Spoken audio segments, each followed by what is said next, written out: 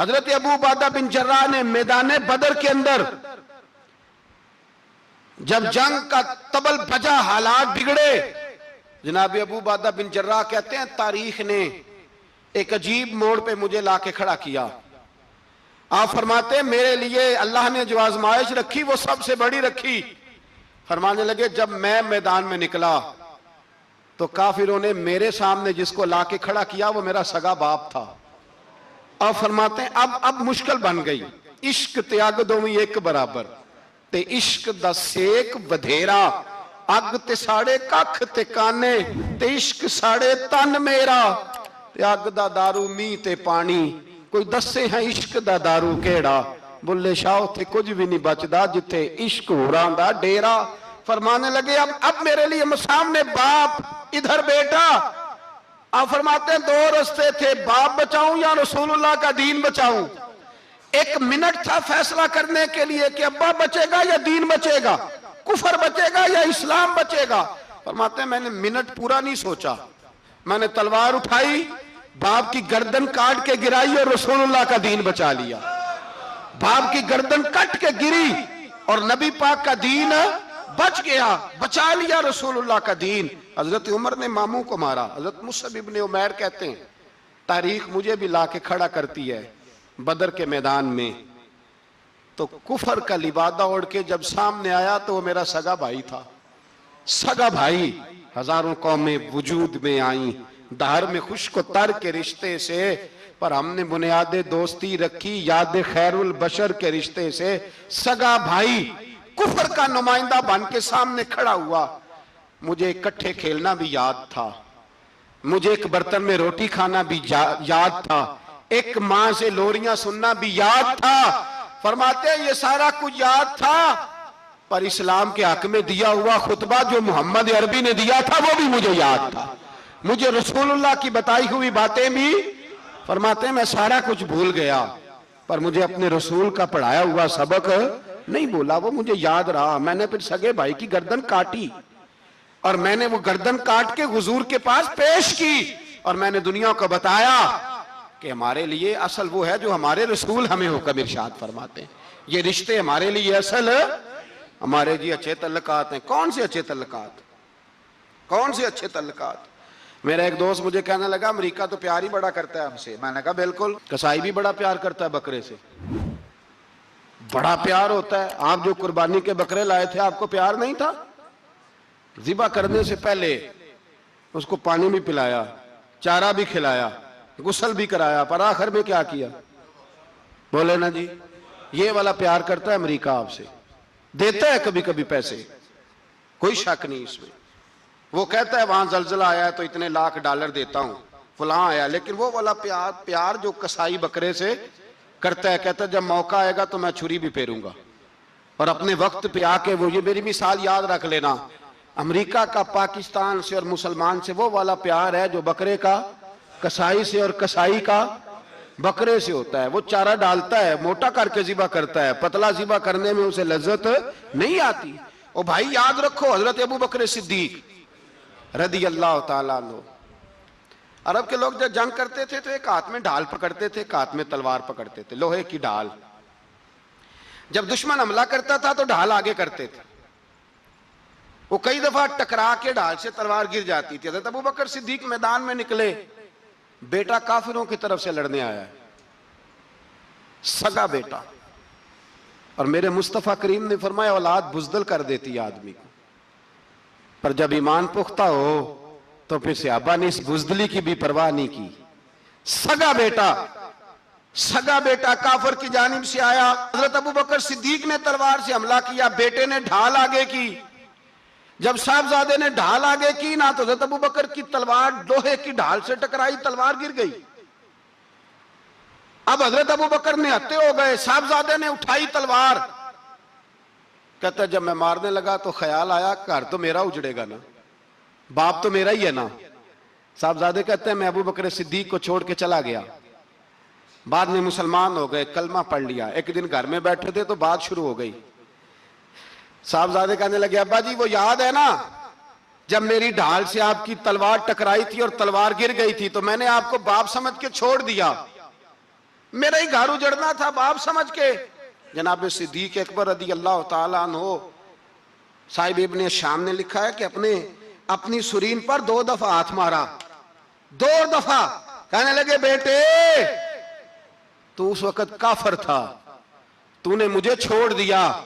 मैं जब वापस पलटा था ना उसी दिन उसी लम्हे, तो मेरे दिल में ख्याल था कि बेटे ने तो छोड़ दिया है, लेकिन अगर बेटा यूं मेरी तलवार के नीचे आता, मैं बेटा समझ के माफ ना करता, कुफर का नुमाइंदा समझ के कत्ल कर देता। इसलिए कि मेरी नजर में अगर कोई अहमियत है तो रसूलुल्लाह के फरमान की अहमियत है। बाप बेटे औलाद की कोई अहमियत है? अशिद्दाउ अलल कुफार, काफर से नफरत ही नहीं होती। यहां तो मौज लग गई है, एक आम नौजवान से लेके आम आदमी से वजीर आजम तक की सोच ये है कि रहायश अमेरिका में होनी चाहिए, लंदन में होना चाहिए, बस यही सोच है। अब तो अल्लाह तबारक व तआला माफ करे जिसके पास पासपोर्ट है लंदन का, यूरोप का, वो समझता पता नहीं मैं कौन सी बला हूं। छोड़ो, किस चक्कर में पड़ गए हो, किस तरफ निकल गए हो। सदर साहब अमेरिका के सदर के साथ फोटो खिंचाते हैं तो वो 2 फुट ऊंचा हो जाते हैं। ओ बस करो यार, ये कमजोर लोगों की अलामत है, कमजोर लोगों की। हजरत उमर फारूक रदी अल्लाह, मुझे पलट पलट के याद आते हैं सैयदना फारूक आजम, हजरत फारूक आजम रदी अल्लाह तआला अन्हु से ईसाई बादशाह ने कहा मैं मिलना चाहता हूं। आप फरमाने लगे टाइम नहीं, जो तुझे मिलना है वो मदीने के गरीबों को ना मिलूंगा, वो रसूलुल्लाह के नौकरों को नहीं मिलूंगा, तुझे मिल के क्या करना है। मैं उन्हें मिलूंगा जिनके लबों पे रसूलुल्लाह का दुरूद जारी है, जो मुस्तफा से प्यार करते हैं। मुझे तुझसे मिलने की कोई जरूरत है। हमारे यहां वो नफरत नहीं कुफर के लिए जो मुसलमान के दिल में होनी चाहिए, वो मिजाज ही नहीं हमारा, वो शऊर ही नहीं। हम जब भी इत्तेहाद करते हैं काफिर से इत्तेहाद करके अपने ही भाई को मारने लगते हैं। वो जी लड़ाई हो रही थी, भाई का भाई से इख्तलाफ नहीं होता घर के अंदर, फिर वो दुश्मनों को बुला के लाता है कि मेरे भाई को मारो। ऐसा हुआ है कभी? अगर आपस में इस्लामी मुमालिक का इख्तलाफ है भी तो काफिर को लाओगे मारने के लिए, काफिर को लाओगे। और यहां एक आदमी कैद हुआ था अमेरिका का, पूरी दुनिया को मुसीबत पड़ गई थी। समझ आ रही है? नाम लेने की जरूरत तो नहीं, बात की समझ आ गई आप हजरात। एक आदमी कैद हुआ था और इंसानी हकूक की तंजीमें और हमारे अपने अंदर से बड़े बड़े, मैं रोशन ख्याल नहीं, मैं रोगन ख्याल कहता हूं इन लोगों को, बड़े बड़े रोगन ख्याल उठ के खड़े हो गए जी, इंसानी हकूक की बात करो जी, ऐसे हो गया जी, वैसे हो गया। ले गए बंदा छुड़ा के। यहां रोज खून की नदियां बहती हैं। अक़वाम मुत्तहिदा जिससे मुसलमान भीख मांगते फिरते हैं कि मुसलमानों पे मजालम बंद कराओ, अक़वाम मुत्तहिदा ने कह दिया कि दुनिया की मजलूम तरीन अक़लियत का नाम बर्मा के मुसलमान है। अक़वाम मुत्तहिदा ने रिपोर्ट दे दी, फिर मर नहीं गए सारे इस्लामी हुक्मरान? शर्म और गैरत के साथ किसी घड़े में दफन नहीं हो गए? तुम्हें ललकार के उन्होंने कहा कि ये सबसे मजलूम है, इनका कुछ करो। चंद दिन पहले यहां ननकाना साहब बेसानियों ने जुलूस निकाल के कहा मुसलमानों शर्म करो, उनकी मदद करो। पोप बोल पड़ा, पोप बेसानियों का कि मुसलमानों कहां हो, किधर हो तुम, इनकी मदद करो, निकलो, जुल्म हो रहा है। पूरी दुनिया चीखी। आपके मुल्क में आके अमेरिका ड्रोन हमले कर जाए तो आपकी वजारत दाखिला को बाद में होश आता हो, हमें तो पता नहीं चला, हम तो सोए हुए थे, वो हमला कर गया। और आलमी कवानीन की मुखालफत करके बर्मा की हुकूमत कहती है किसी सहाफी को भी हम अंदर नहीं जाने देंगे, हमारा जाती मामला है। ऐसे बेशरम लोगों को अपना नुमाइंदा बनाते हो, जिन्हें होश तक नहीं इस बात की। हमने कलमा पढ़ा हुआ है नबी पाक सल्लल्लाहु अलैहि वसल्लम का, मेरे रसूल पाक सैयद आलम नूर मुजस्सम सल्लल्लाहु अलैहि वसल्लम ने जो लोग तैयार फरमाए, नींद तो नहीं आ रही आप हजरात? नबी पाक ने जो लोग तैयार फरमाए, हजरत काब बिन मालिक रदी अल्लाह ताला, हुजूर ने फरमाया चलो तबूक पे मेरे साथ, सारे चलो, सब तैयार हो गए। हजरत काब बिन मालिक फरमाते मुझे घोड़ा बड़ा दौड़ाना आता था, नेजा बड़ा चलाना आता था, तलवार का मैं बड़ा धनी था, मैं मालदार भी था, मेरे पास बड़ी वसाइल थे। हुजूर चले गए तो मैंने, ये बुखारी है, फरमाते हैं मैंने सोचा कि मैं चला जाऊंगा, कल मैं घोड़ा दौड़ाऊंगा, मैंने पीछे पहुंच जाना, परसों चला जाऊंगा, तरसों बस सुस्ती हो गई, ना जा सका। फरमाते वक्त बीत गया, हुजूर चले गए, आज जाता हूं कल चाहता हूं, इसी में हालात सारे गुजर गए, हत्ता कि अल्लाह के रसूल वापस आ गए। फरमाते कुछ बूढ़े थे जो ना जा सके और कुछ मुनाफिक थे जो हुजूर के साथ जिहाद पे न जा सके। आप फरमाते मैं जवान भी था, तीर अंदाज भी था, और दुनिया अरब सारा जानता था कि मालदार भी है, अल्लाह ताला की दी हुई बड़ी नेमतें थी। मैं न गया और हो गलती गई, सुस्ती गई। फरमाते हुजूर मदीने में आए, जब मस्जिद नबी में बैठे तो मुनाफिक आके बहाने करने लगे। कोई कहने लगा बच्ची बड़ी बीमार थी, कोई कहने लगा हुजूर कल ही सही हुआ हूं। फरमाते मुझे भी पता था और पता मुस्तफा को भी था झूठ बोल रहे हैं, हुजूर को पता था, पर वो बहाने करते, हुजूर कबूल करते। मैं चलो जाओ कहा। फरमाते एक मिनट के लिए मुझे भी वसवसा आया कि कोई बहाना ना कर दूं, लेकिन फिर मैंने सोचा बहाना किसके सामने करूं जिसे अल्लाह तबारक व तआला ने नबुव्वत की आंख अता फरमाई हुई है, उस महबूब के सामने बहाना। उस ख्याल आया मुसलमान नेक को बद पहचान जाते हैं, मोहम्मद आदमी के दिल की बातें जान जाते हैं, किधर बहाना करूं, हुजूर को तो सारा पता है। फरमाते में गया, हुजूर ने पूछा क्यों नहीं आए, और पूछा भी मुस्कुरा के, क्यों नहीं आया, मुस्कुरा के पूछा। फरमाते मैंने सच सच बोला, मैंने कहा या रसूल अल्लाह सुस्ती हो गई, हुजूर गलती हो गई। जो बहाने लगा रहे थे उनको आजादी मिल गई, और मकतब इश्क का दस्तूर निराला देखा, उसको छुट्टी न मिली जिसने सबक याद किया। फरमाते हैं उनको छुट्टी मिल गई, मैंने कहा हुजूर गलती हो गई, तो नबी पाक ने फरमाया इससे कोई बंदा कलाम ना करे, खबरदार मेरे साथ भी गुफ्तगू ना करना। हजरत काब बिन मालिक फरमाते हैं मेरा चचाजाद भाई, खालाजाद भाई सारे रहते थे, मैं किसी को सलाम लेता तो कोई जवाब भी नहीं देता था। फरमाते हैं मैं मस्जिद में नमाज पढ़ने आता, पर सहाबा किराम को हुजूर ने मना कर दिया तो मदीने की गलियां भी नाआशना हो गई। फरमाते मुझे यूं लगता था कि मदीने के दरो दीवार भी मुझसे कलाम नहीं करते, मैं वहां दुआ मंगया करो संगियो किते मुर्शद ना रुस जावे, ए जिन्हां दे पीर रुस जांदे ओ जिउंदे ही मरे रहंदे। कहा इस तरह लगा कि जैसे हालात बिगड़ गए सारे मेरे हक में।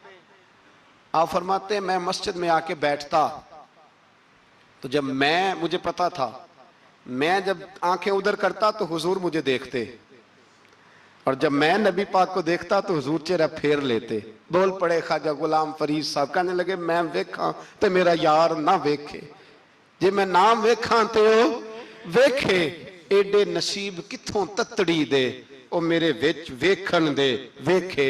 गुलाम फरीदा ओ बुए यार दे मरिए, भावें वेखे या ना वेखे। आप फरमाते मैं सैयद आलम सल्लल्लाहु अलैहि वसल्लम को देखता तो हुजूर रुख अनवर फेर लेते।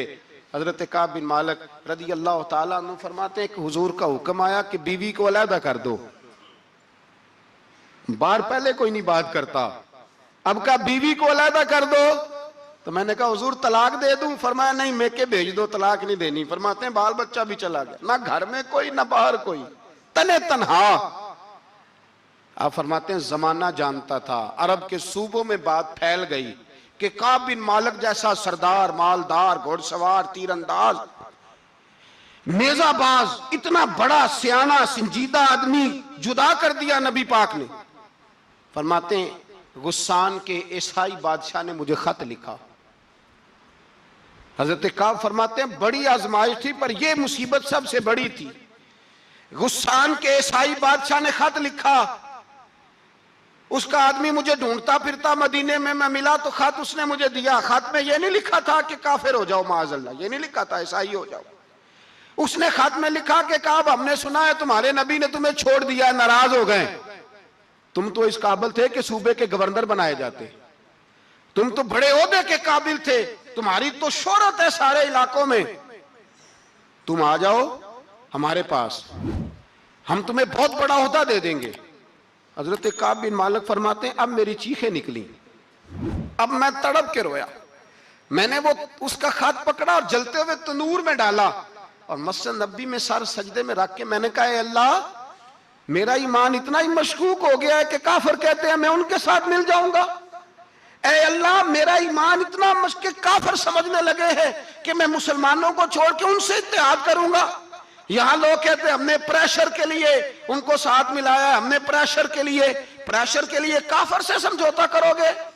अपने भाई पर जुल्म करने के लिए बेईमानों के साथ दोस्ती करोगे? हजरत काब बिन मालिक फरमाते मैंने तंदूर में डाला, मैं तड़प के रोया। मैंने कहा अल्लाह मेरा इतना इम्तिहान ना ले कि काफिर सोचने लगे कि मैं उससे समझौता करूंगा। ऐ अल्लाह मेहरबानी फरमा, इतना इम्तिहान ना ले। रोते रोते घर गया, सहरी तक रोता रहा। एक आदमी दौड़ा आया, कहने लगा काब जल्दी चल, हजरत जिब्रील आ गए हैं, अल्लाह ने तेरी तौबा कबूल फरमा ली है, रसूल पाक ने तुझे याद फरमाया है, चल आ जा। हजरत काब बिन मालिक फरमाते मैं कदमों में गिरा और मैंने कहा महबूबा मेरा सारा ही माल ले ले, हुजूर मेरी सारी सलाहियतें ले ले, रख ले सारा कुछ, मुझे वो माल नहीं चाहिए जो आपके दरवाजे से दूर कर दे। हुजूर वो दौलतें मेरे किस काम की जो आपके दरवाजे से दूर कर दे। बेनूर बेचराग जो महफिल हो फूंक दो, आजम बला से अपनी वो हस्ती ही क्यों ना हो, जो चीज उसकी राह में हायल हो फूंक दो।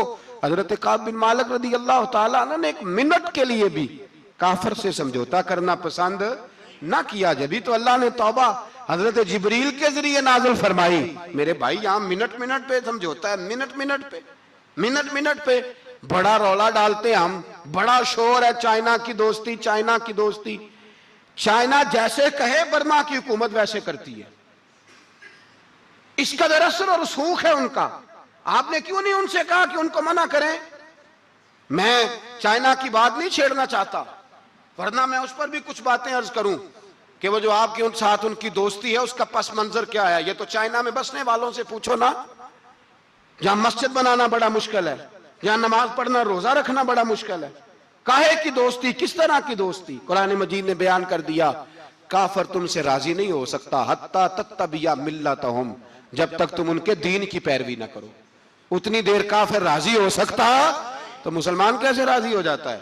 भाई मेरे मुस्तफ़ा करीम सैयद आलम सल्लल्लाहु अलैहि वसल्लम की उम्मत के जो अज्जाए तरकीबी जो बिनाए उम्मत कुरान ने बयान फरमाए, उनमें पहला यह है कि अशिद्दाउ अलल कुफार, मुसलमान काफिर पर सख्त होता है। और दूसरे नंबर पे फरमाया रुहमाओ बैनहुम, आपस में रहम दिल, आपस में। इकबाल ने इस आयत की तफसीर की तो दो मिसरों के अंदर शेर में मजमून ही परो के रख दिया। कहने लगे हो हल्का यारा तो बरेशम की तरह नरम। किस तरह? रेशम की तरह। हो हल्का यारा तो बरेशम की तरह नरम, रिज में हक को बातिल हो तो फौलाद है मोमिन, रिज में हक को बातिल हो तो फिर फौलाद बन के निकले। फिर मिन्नत समाजत ना करे, अक़वाम मुत्तहिदा आए तो फलां आए तो फलां आए, फौलाद है मोमिन।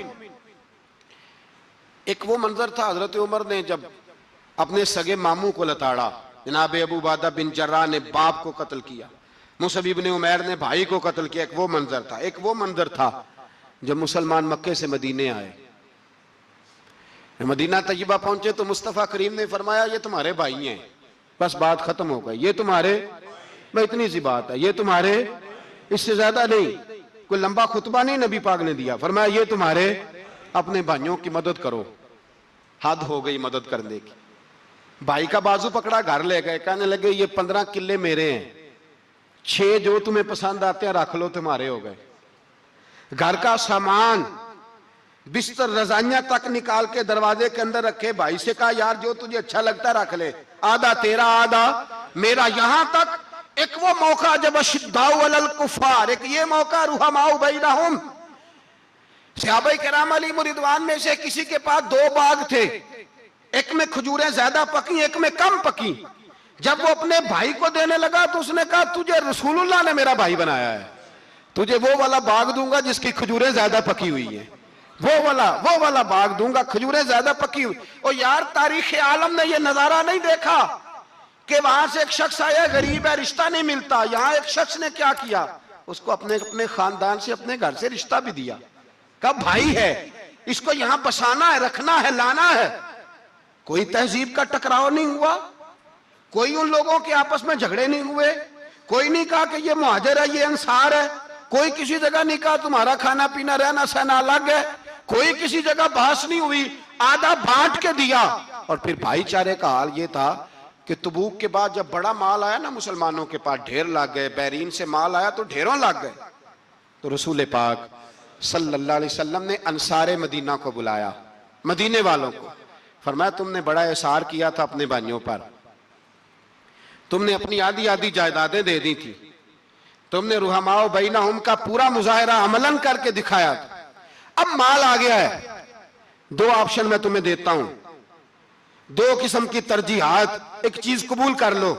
का या रसूल अल्लाह सल्लल्लाहु अलैहि वसल्लम हुक्म फरमाइए। फरमाया यहां तो जो माल तुमने अपने महाजर भाइयों को दिया है वो वापस ले लो, वो तुम वापस ले लो, और ये जो माल आया ये मैं इनमें बांट देता हूं।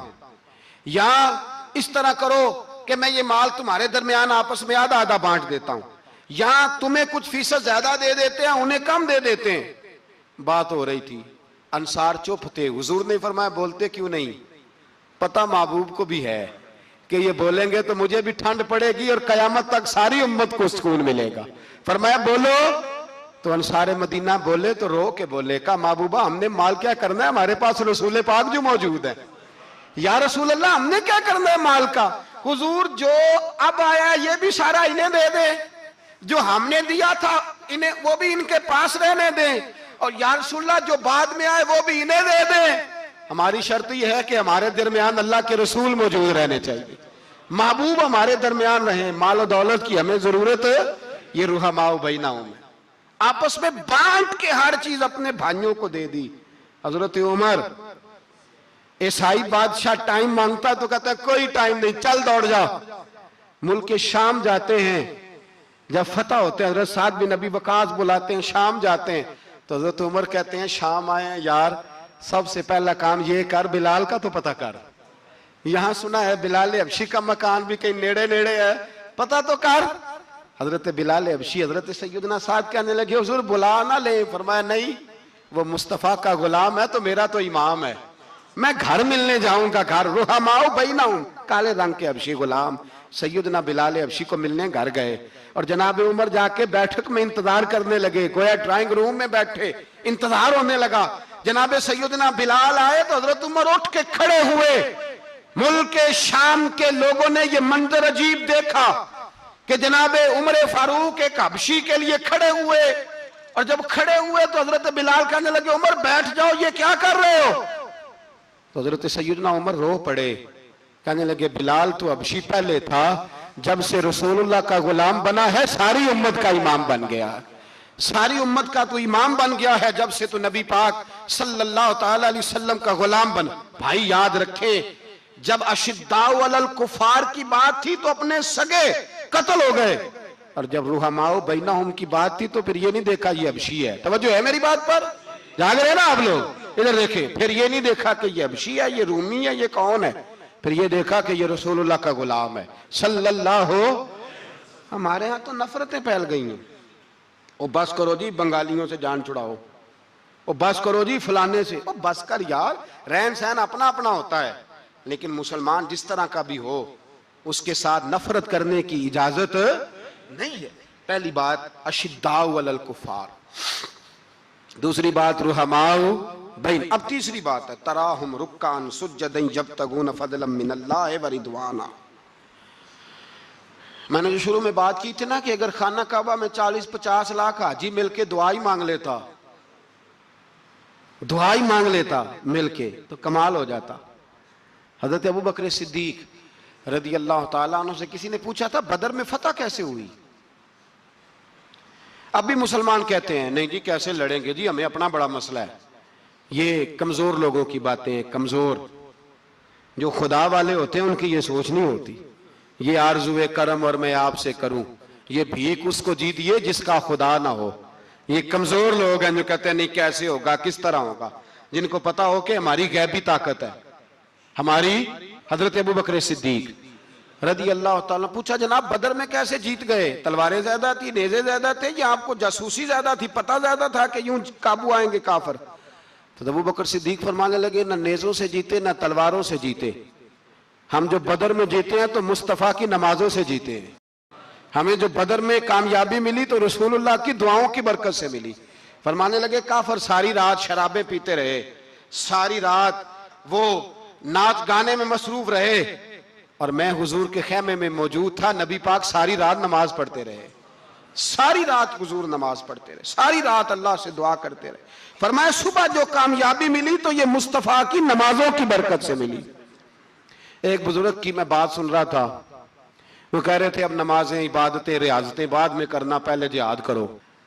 कह रहे थे अब निकल कर खानकाहों से अदा का रस्म शब्बीरी, इबादतें, रियाजतें, तिलावतें, दरूद बाद में होगा, पहले जिहाद। तो मैंने कहा साहब इबादतें, तिलावतें, दरूद हो कहां रहा है, पहले वो जगह तो बताएं। खानकाहों पे तो उर्स हो रहा है, साल के बाद ढोल लग रहा है। वो जो जमाना था ना कि खानका शरीफ पे शाम तक कुरान मजीद खत्म होगा, फजर के बाद 50,000 दरूद पढ़ा जाएगा, वहां लोग आए हैं तो वहां जिक्र करते करते लोग इस कदर मस्त हुए कि उन्हें होश ही नहीं कहां के कहां गए। वो तो दौर खत्म हो गया। अब कहां है खानका में, अब तो नजर नियाज रह गई, खत्म शरीफ रह गया, उर्स पाक रह गया, बाकी तो मामला खत्म है। वो कहां गया मामला सारा? भाई दुआएं, इल्तजाएं। शहाबुद्दीन गौरी से पूछा जनाब फतह कैसे हुई? कहने लगे ख्वाजा मोइनुद्दीन अजमेरी की दुआओं की बरकत से। फरमाते हैं बाबा दुआ मांगता था, हम जिहाद करते थे, अल्लाह कामयाबी दे देता था। भाई वो इबादत, वो रियाजत, वो मुसलमान जो रात को अपने रब को मना लिया करता था, वो अपनी इबादत के जोर पर अल्लाह तबारक व तआला की बारगाह में आहो जारी। हुजूर ने फरमाया अद्दुआ सलाहुल मोमिन, दुआ मोमिन का हथियार है। दुआ मोमिन का, बोल के बताना है, दुआ मोमिन का। फरमाया मोमिन ये हथियार चला सकता है, ये हथियार काफिर के पास मौजूद है। हजरत ज़ैद बिन हारसा रदी अल्लाह ताला अन्हु को ना पकड़ के कुछ काफिर उनको पकड़ के ले गए तो एक दरख्त के साथ बांध लिया, कहने लगे तुम्हें कत्ल करेंगे, हुजूर के सहाबी हैं रदी अल्लाह ताला।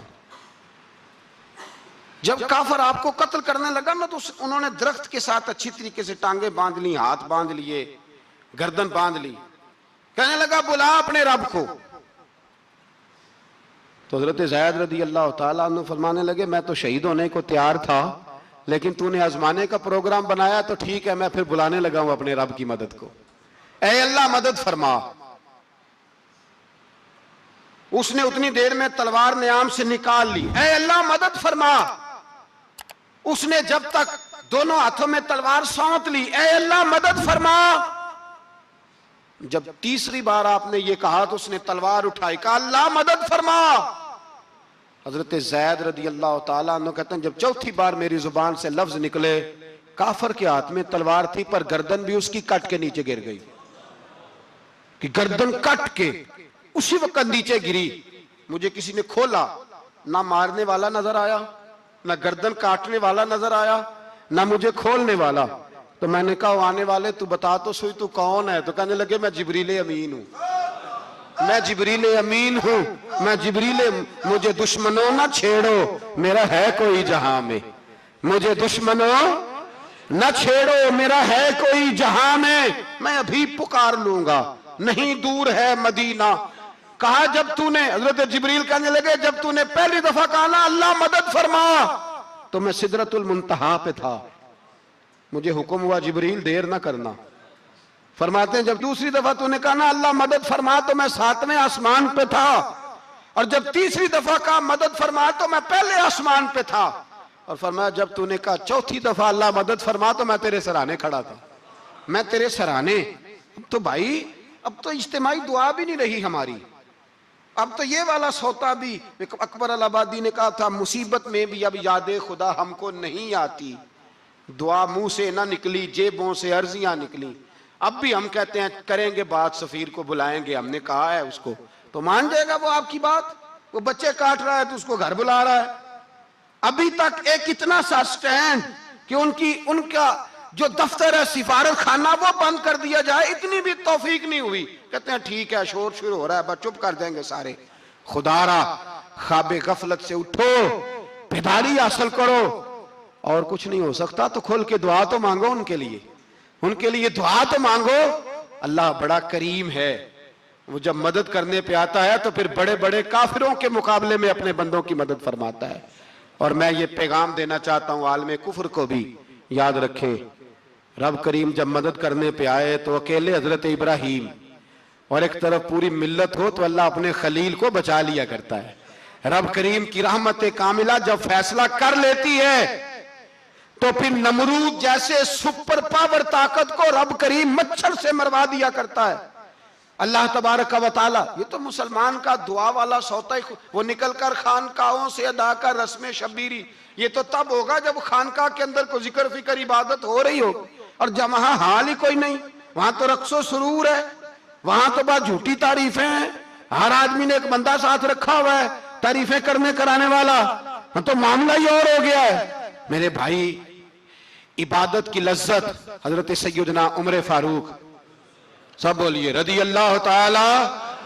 हजरत उमर फारूक रदी अल्लाह ताला का मुबारक जमाना है।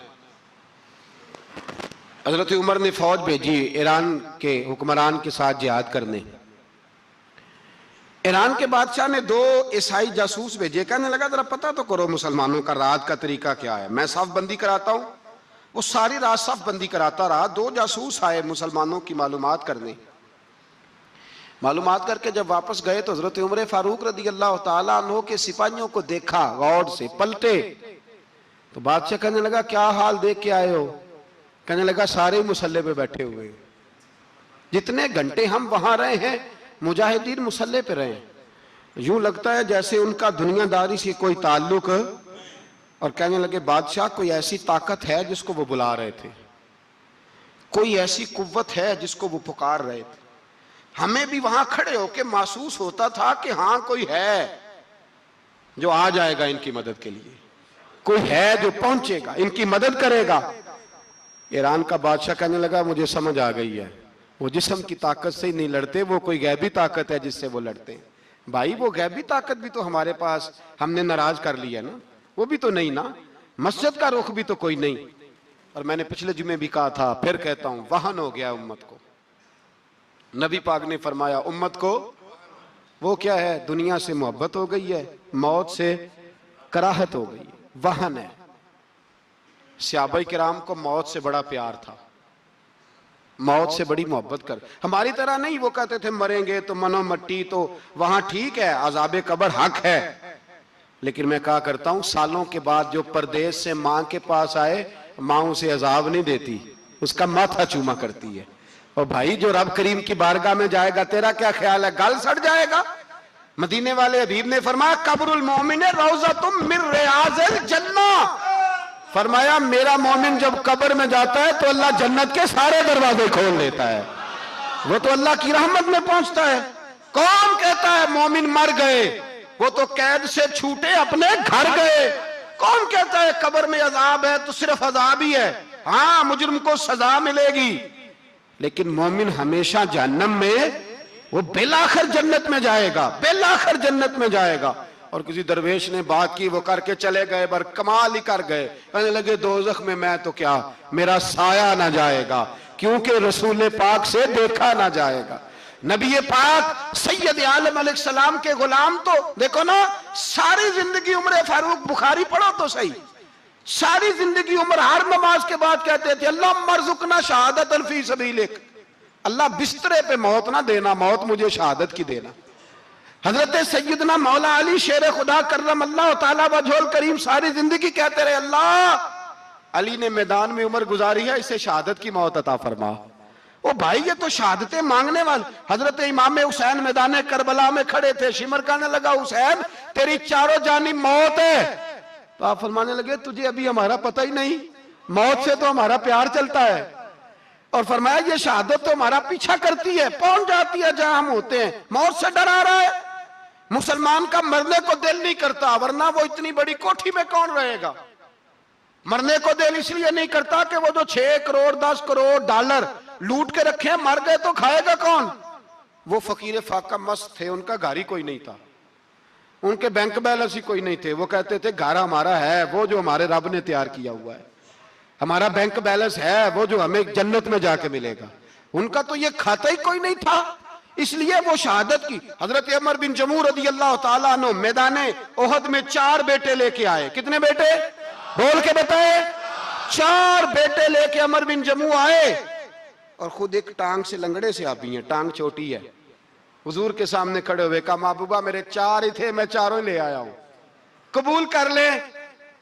तो हुजूर ने फरमाया तू क्यों तलवार ओढ़े आया है, ये तूने क्यों गले में असला डाला हुआ है? कहा या रसूलल्लाह मैंने भी तो जाना है ना।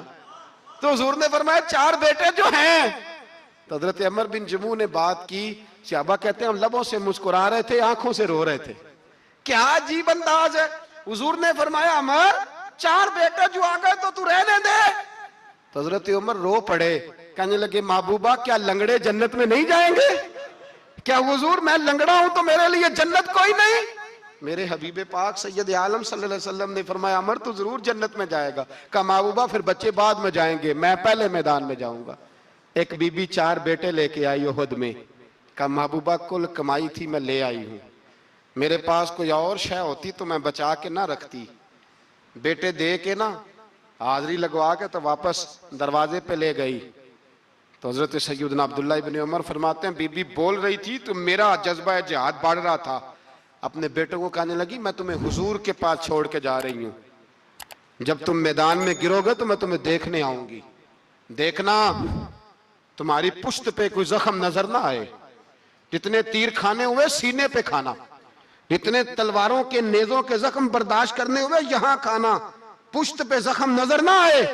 हजरत अब्दुल्लाह इब्न उमर फरमाते हो बीबी की गुफ्तगू मेरा जज्बा जिहाद बढ़ा रही थी। एक बीबी 3 साल का 4 साल का बेटा लिए रो रही है, उहद का दिन है। सहेलियां पूछती हैं तू क्यों रोती है? वो कहती है देखो मेरा खामद भी बदर में शहीद हो गया, भाई और बाप भी। दिल करता है कोई जवान बेटा होता तो आज मुस्तफा के साथ उसे ही भेज देती। कोई जवान मेरे पास है ही 3 साल का तो क्या करूं, 3-4 साल का बच्चा क्या करेगा? पता नहीं क्या दलील आई, अचानक उठी, बेटे को सीने से लगाया, कपड़ा डाला, मस्जिद नबवी पहुंच गई। हजरत बिलाल कहते हैं मुझे मिली, कहने लगी बिलाल मुझे पता है हुजूर तैयारी करा रहे हैं जंग की, पर 2 मिनट अगर मेरी मुलाकात हो जाए। बिलाल हबशी कहने लगे हुजूर हम एक बीबी जिद कर रही है। हुजूर बाहर आए, कहने लगी हुजूर मैं फलां की बेटी, फलां की बहन, फलां की बेवा हूं, मैंने बदर में 3 शहीद दिए हैं, अब मेरे पास ये 3 साल का लाल ही बचा है, बड़ा फख्र है मेरा। लोग मुझे शहीद की बेवा, शहीद की बेटी, शहीद की बहन करते, दिल करता है शहीद की अम्मा भी कहीं जाऊं तो मेरा बेटा ले लें। सैयदना बिलाल कहते हैं हुजूर मुस्कुराए, कहने लगे ये 3 साल का नौनिहाल क्या करेगा? कहते हैं अम्मा का अजीब जज्बा है। कहने लगी महबूबा सुना है असला भी थोड़ा ही है, ढालें ज्यादा कोई नहीं, मेरा बेटा साथ रख लें, जब आपकी तरफ कोई तीर आया ना तो मेरा बेटा ढाल के तो इसको ढाल बना के आगे कर देना। महबूबा ढाल तो बांध ही सकता है ना।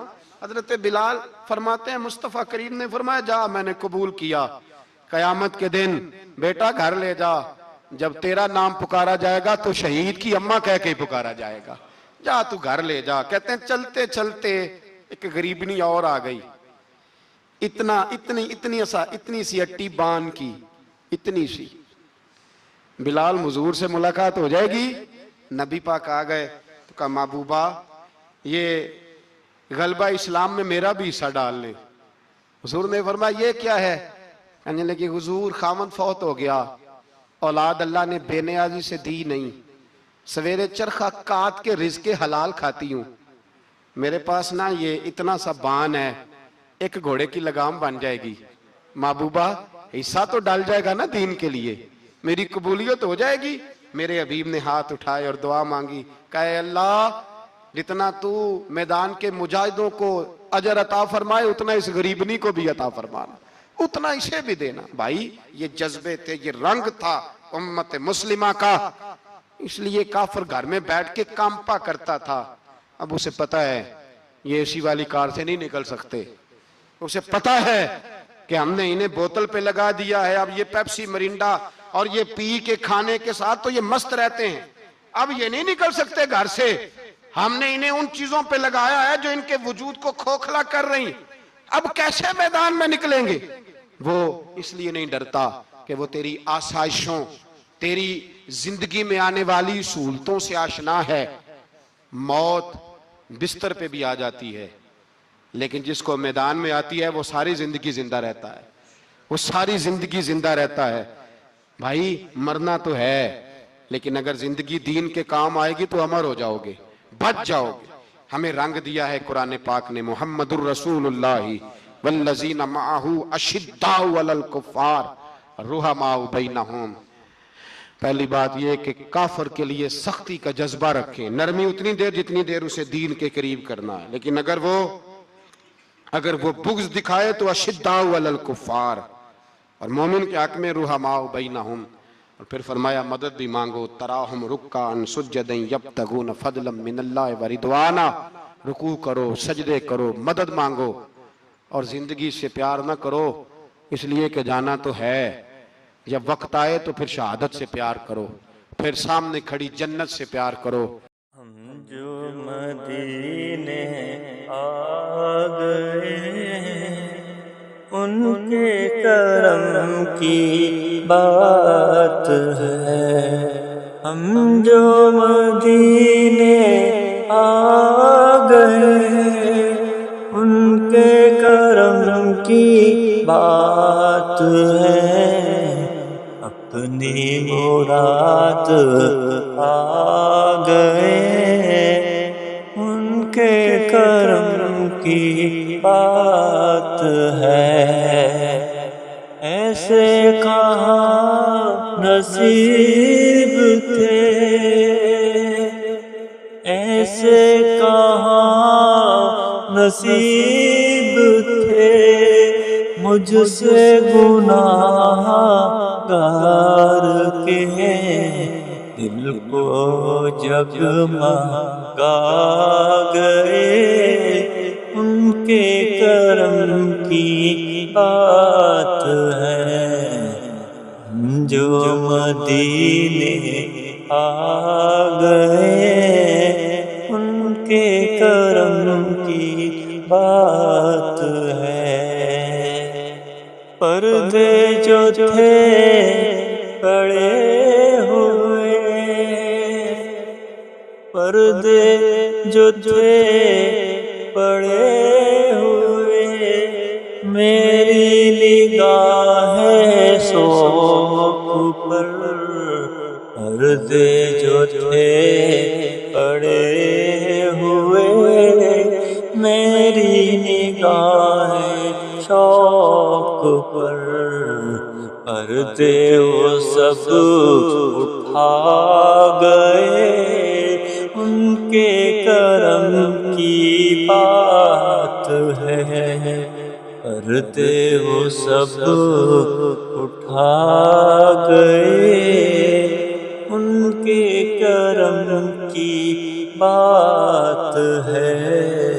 हम जो मदीने आ गए उनके करम की बात है।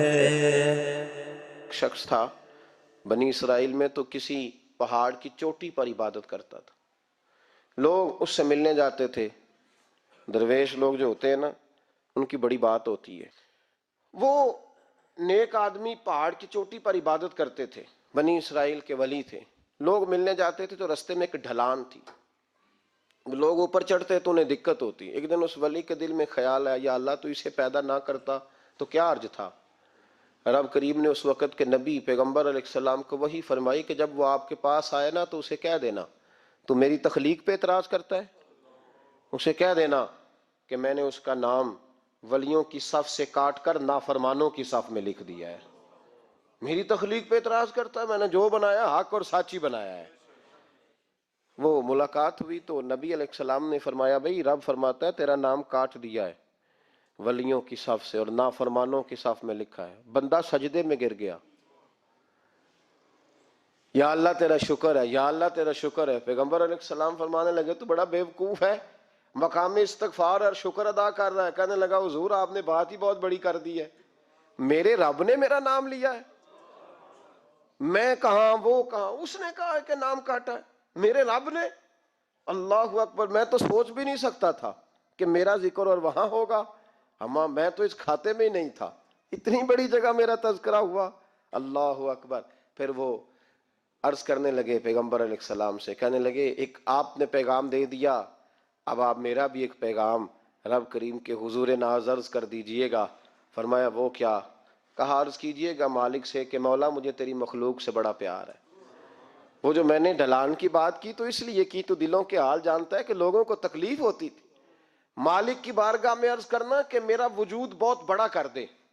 आपने कहा है ना नाफरमानों की लिस्ट में चला गया हूं, अब जहन्नम में जलूंगा, तो अर्ज करना कि मेरा मेरा वजूद बड़ा कर दे, बड़ा, सारे दोज़ख में मैं अकेला ही पूरा आ जाऊं। मेरा नहीं दिल करता अल्लाह का कोई और बंदा जहन्नम में जले, मुझे उसकी मखलूक से बड़ा प्यार है। जब ये लफ्ज कहे तो पैगंबर वहीं खड़े थे, अल्लाह ने वही फरमाई, इससे कहो तू मेरी मखलूक से प्यार करता है तो मैं तुझसे प्यार ना करूं। इसे कहो तेरा गुनाह भी बख्श दिया, तुझे दोबारा वली भी बना लिया, बगैर हिसाब जन्नत भी दी, और कयामत में जिस जिसकी तू सिफारिश करेगा मैं उसे भी जन्नत अता करता चला जाऊं। शर्त यह है कि तू अल्लाह के बंदों से प्यार करे। खुदा के बंदे तो हैं हजारों, बनू में फिरते हैं मारे मारे, मैं उसका बंदा बनूंगा जिसको खुदा के बंदों से प्यार हो। मैं उसका बंदा बनूंगा जिसको खुदा के बंदों से प्यार होगा। रहमत का जज्बा, नरमी, किसी की खैर खाई, किसी के हक में ये रवैया कि मेरी जात से किसी को नफा हो जाए, किसी का फायदा हो जाए, किसी आदमी को कुछ मिल जाए। मुल्ला रूमी एक बड़ी अजीब बात लिख गए मसनवी में, फरमाने लगे बादशाह बनना चाहते हो, मखलूक के रहनुमा, मुक्तदा, लीडर, सरबराह बनना चाहते हो? तो आपके सामने बैठे लोगों ने कहा हुजूर हर बंदा ही चाहता है। तो फरमाया फिर मखलूक के खुदा से प्यार करना शुरू कर दो। मखलूक का बादशाह वो नहीं होता जो धोखा दे के उनका लीडर बन जाता है, उसके धोखे तो कुछ दिनों में खुल जाते हैं, सामने आ जाते हैं। जो आदमी डंडे के जोर पर बादशाह बनता है उसकी बादशाही जिस्मों पर होती है, रूहों पर नहीं होती। फरमाया तुम मखलूक से प्यार करना शुरू कर दो, अल्लाह की मखलूक तुम्हें अपना रहनुमा कहना शुरू कर देगी। लेकिन मोहब्बत करोगे तो सरबराह बनोगे, प्यार करने से बनोगे, लोगों के साथ अच्छा रवैया रखने से, बाइखलाक होने से बनोगे। सियासत के साथ बनोगे तो कुछ देर का तुम्हारा मामला होगा, फिर वो सिमट जाएगा, खत्म हो जाएगा। तो अजीजों याद रखें, महमूद गजनवी रहमतुल्लाह ताला अलैह से किसी ने कहा था कि आप शुरू से ही रईस आजम हैं। फरमाने लगे नहीं, मेरे वालिद अल्लाह की मखलूक पे रहमत करते थे तो अल्लाह ने उन्हें बादशाही अता फरमा दी। महमूद गजनवी खत कहते हैं कि वो लोगों पे मेरे वालिद रहम करते थे तो रब ने मखलूक पर रहम करने की बरकत से उन्हें बादशाही अता फरमा दी। महमूद गजनवी के वालिद जो थे सुबकुतगीन उनका नाम था, तो शिकार के बड़े शौकीन थे। शिकार करने के लिए जंगल में जाया करते थे, कुछ बेचा करते थे, कुछ खा लिया करते थे। कहते एक दिन मैं सुबह गया, शाम तक मैंने शिकार ढूंढा पर मुझे कोई चीज ना मिली। असर का वक्त हो गया तो मैंने ना, एक हरनी का बच्चा मेरे हाथ आया, मैंने फटाफट उसको अपने उठा के घोड़े के आगे रखा और मैंने सरपट घोड़ा दौड़ा दिया। बच्चा बड़ा प्यारा था, उसको लेके मैं तेजी से जंगल से निकला कि कहीं शाम ना हो जाए। कहते बहुत तेजी के साथ जंगल से बाहर आया, तेज भगाते भगाते पलट कर मैंने देखा ही नहीं। जब सारा जंगल गुजर गया, आबादी आई, जरा सस्ताने के लिए मैं रुका, मैंने पलट के देखा तो वो हरनी जिसका मैं बच्चा उठा के लाया था वो भी मेरे पीछे पीछे भागी आ रही। कहते मैंने पलट कर उसकी तरफ देखा तो उस जानवर की आंखों में ना अजीब सी मेरे लिए, मेरे हक में अजीब सी गुजारिश थी, गोया माँ मिन्नत कर रही थी कि मेरा बेटा वापस कर दे। कहते मेरा यही कारोबार था, जानवर लाना, कुछ बेचना, कुछ खाना, शिकार करना, यही मेरा कारोबार था, यही मेरा शुगल था, यही मेरा शौक था। और सुबह से शाम तक एक बच्चा मेरे काबू आया। सुबकुतगीन कहते हैं कि उस माँ की आंखों में अजीब सा, यहाँ तो हमारे देहाती माहौल में आज भी ये रस्म पाई जाती है, नाराज हो गई है अम्मा, सारी रात वो बेदार रही, बच्चे पाले उसने, तो ससुर साहब कहते हैं पकड़ लो बच्चे, भगा दो इसको, अल्लाह से डर ना, तू बच्चों को माँ से जुदा कर रहा है, तो सोचा ही नहीं, रख लो बेटा और बेटी और इसको चलता करो, खुद ही तड़पेगी तो आ जाएगी। महमूद गजनवी के वालिद कहते हैं उस माँ की आंखों में मैंने जब वो तजस्सुस देखा तो 1 मिनट में मैंने फैसला किया। कहते हैं बच्चा मैंने जमीन पे छोड़ा और बच्चा दौड़ के माँ के पास चला गया। माँ ने उसे लेके ना टांगों में उसको चूमा, उससे प्यार किया, हरनी प्यार करने लगी। फरमाते फिर मैंने देखा कि वो माँ बेटा जंगल की तरफ चले, थोड़ा सा आगे जाके तो वो हरनी फिर लौट आई, मेरी तरफ उसने देखा, यूं लगा जैसे मेरा शुक्रिया अदा कर रही है। और कहते हैं उसकी आंखों में मैंने अजीब सी रोशनी देखी, वो तो लौट गई, पर जितना सुकून मुझे आज हुआ जिंदगी में पहले कभी नहीं हुआ था। मुझे यूं लगा जैसे वजूद के सारे बोझ उतर गए। मैं घर गया, वुजू किया और इशा की नमाज की नीयत, असर मगरिब तो रास्ते में हो गई, इशा की नमाज पढ़ी तो इतना लुत्फ सजदे में आया जितना पहले कभी नहीं आया था। कहते उसी वुजू में, इशा के वुजू में सो गया। मेरी आंख लगी थी कि मुझे मदीने वाले रसूल का दीदार नसीब हो गया। महबूबे पाक अलैहिस्सलाम मेरी ख्वाब में आए और हुजूर ने फरमाया तूने आज अल्लाह की मखलूक पे रहम किया है तो रब ने तुझे अपनी मखलूक का सरबराह बनाने का फैसला फरमा लिया है। अब बादशाहियां तेरे हाथ में आएंगी, अब तू बादशाह बनेगा और अल्लाह की मखलूक को आगे लेकर के चलेगा, उनकी रहनुमाई और पेशवाई तू करेगा। तो भाई अगर बादशाही लेनी है तो उसके लिए तो प्यार करना है।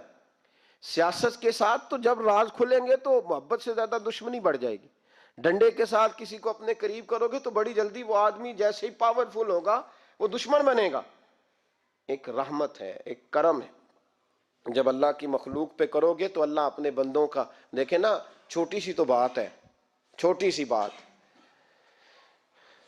बात है कि वो इदारे जो इंसानों की भलाई के लिए हैं, अगर वो नुक्तों, मैंने एक डॉक्टर साहब से मेरी मुलाकात हुई, वो एलर्जी के डॉक्टर हैं, एक बुजुर्ग थे हमारे रिश्ते के, तो बीमार हो गए। मुझे कहने लगे यार मुझे किसी डॉक्टर को दिखा, मेरे पूरे वजूद पे एलर्जी है। तो मैं उन्हें डॉक्टर के पास ले गया।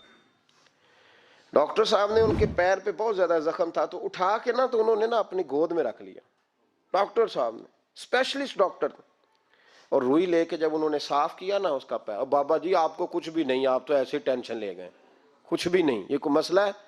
फिर उन्होंने अपने हाथ से जब दवाई लगाई और बाबा जी को थपकी दी तो बाहर निकल के कहने लगे पुत्र मैं तो ये गल्ला नाल ही सही हो गया, मैं तो ठीक हो गया इसकी बातों ने मुझे। तो डॉक्टर अगर मुंह ही सीधा ना करे, वो कहे ओहो आपको पहले भी कहा था कि वक्त पे आना। जो इदारे प्यार बांटने वाले हैं वो अगर थोड़ी सी शफकत कर दें, अगर थोड़ा सा उनका रवैया सही हो जाए, गरीब पर थोड़ा सा वो दस्ते शफकत फेर दें, थोड़ी सी मोहब्बत कर दें। एक खातून के लिए मैं हमेशा दुआ करता हूँ। हज के एक सफर से मैं वापस लौट रहा था तो PIA की एक बहन मुलाजमा, उसको मुझे जब याद आती है तो मेरे दिल से दुआ निकलती है। बूढ़े बूढ़े लोग हज करने जाते हैं ना, तो मैंने देखा कि वो खातून उनको पकड़ के लाती, सीट पे बिठाती, बेल्ट नहीं बांधना आता तो बेल्ट बांधती, फिर उनको पूछती कि आपको कोई तकलीफ तो नहीं, और फिर उनकी जुबान में उनसे गुफ्तगू करती और उनको समझाती सामान सारा रख लिया है। और फिर जब उतर रहे थे तो वो देखती कि बूढ़ा कौन है इनमें से, कमजोर कौन है, वो खास कर उसके पास जाती।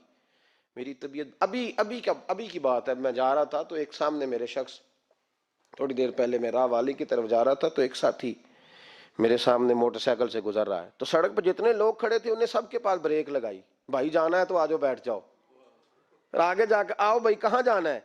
एक आदमी को बिठाया तो आगे छोड़ा।